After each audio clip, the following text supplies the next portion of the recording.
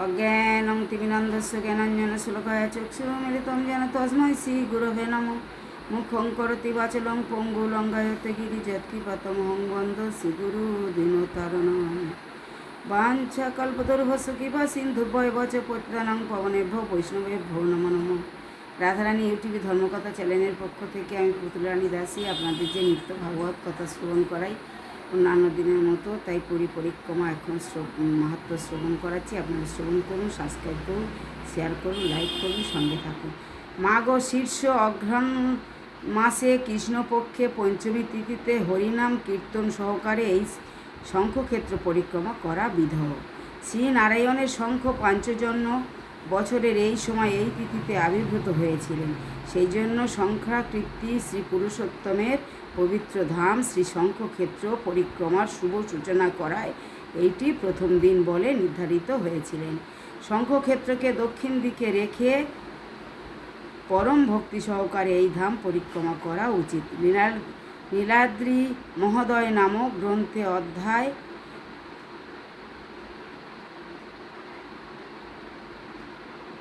30 নম্বর ও 31 নম্বর শ্লোকে শ্রীক্ষেত্র পরিক্রমার বিধি বিধান বর্ণনা করা হয়েছে। শ্রী ব্রহ্মা বললেন, হে রাজন, মার্গশীর্ষ অঘ্রাণ মাসের কৃষ্ণপক্ষে পঞ্চমী তিথিতে আপনার শ্রীক্ষেত্র পরিক্রমার শুভারম্ভ করা উচিত। প্রথমে মার্কণ্ড সরোবরে গিয়ে সেখানে স্নান করুন। তারপর আচমন করে সংকল্প করুন সমস্ত পাপ রাশি হতে মুক্ত করার জন্য। মার্কণ্ড সরোবরের নিকট প্রার্থনা করুন। তারপর শ্রী জগন্নাথ মন্দিরে গিয়ে নিম্নোক্ত কীর্তাদি করুন।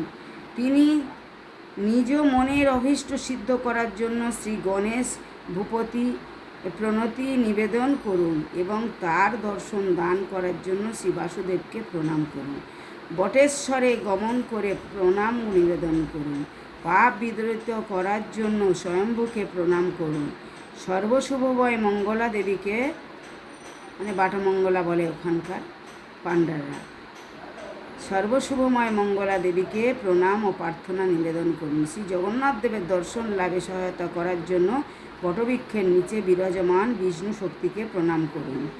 ভক্তি সহকারে মঙ্গলা দেবীকে প্রণাম নিবেদনের পর মঙ্গলা দেবীকে প্রণাম নিবেদন করুন।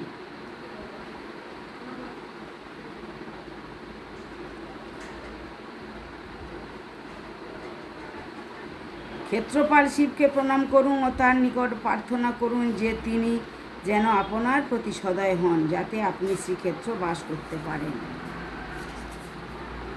ভগবান শ্রী নৃসিংহদেবকে প্রণাম ও প্রার্থনা নিবেদন করুন। বিমলা দেবীর নিকটে গিয়ে শুদ্ধ বুদ্ধি দানের জন্য তার নিকট প্রার্থনা করুন। জড় বন্ধন হতে মুক্ত করবার জন্য পাতালেশ্বর প্রণতি নিবেদন করুন। পাতালেশ্বর মহাদেব আছেন ওখানে। ঐশানেশ্বরকে প্রণাম করে তার নিকট নিজের সুরক্ষা প্রার্থনা করুন। শ্রী বিষ্ণুর প্রতি ভক্তি প্রার্থনা করে শ্রী গরুড়দেবকে প্রণাম করুন।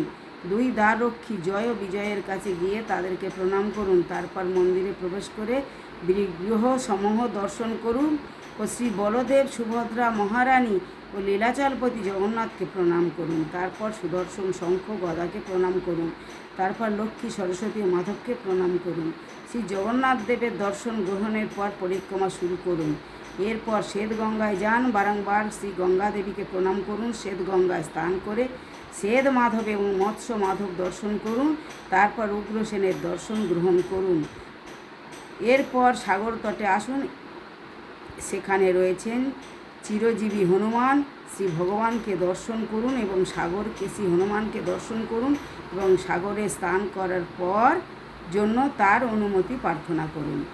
মহাদধির মহাসাগর তীরে আসুন। 7 বার প্রণাম করুন। 16 উপচারে পূজা করুন। সমুদ্রে 3 বার অবগাহন করুন। সেখান থেকে লোকনাথ মহাদেবের মন্দিরে যান এবং লোকনাথ দেবকে প্রণাম করে লোকনাথ মন্দিরের ডান দিক থেকে পরিক্রমা করতে থাকুন। পরিক্রমার পথে মঙ্গলা দেবীকে প্রণাম করুন। আলমচণ্ডী মন্দিরে ডান দিকে রেখে পরিক্রমা করতে থাকুন। তারপর ইন্দ্রদুম্ন সরোবরে যান। সেখানে স্নান করুন।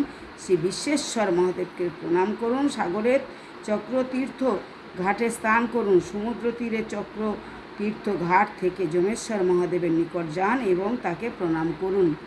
তারপর কপাললোচন মহাদেবের নিকট যান এবং তাকে প্রণতি নিবেদন করুন। বাহিরে থেকে জগন্নাথ মন্দিরে পরিক্রমা করুন এবং শ্রী জগন্নাথ দেবকে দর্শন করতে মন্দিরে প্রবেশ করুন। ভগবানকে প্রণাম করুন। এইভাবে আপনার পরিক্রমা সম্পন্ন করে গৃহে প্রত্যাগমন করুন।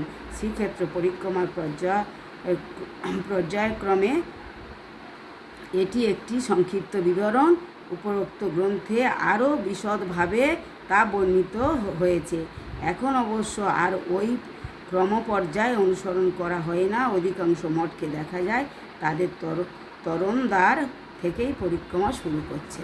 হরে কৃষ্ণ। বাঞ্ছা কল্পতরুভ্যশ্চ কৃপা সিন্ধুভ্যেব চ পতিতানাং পাবনেভ্যো বৈষ্ণবেভ্যো নমো নমঃ।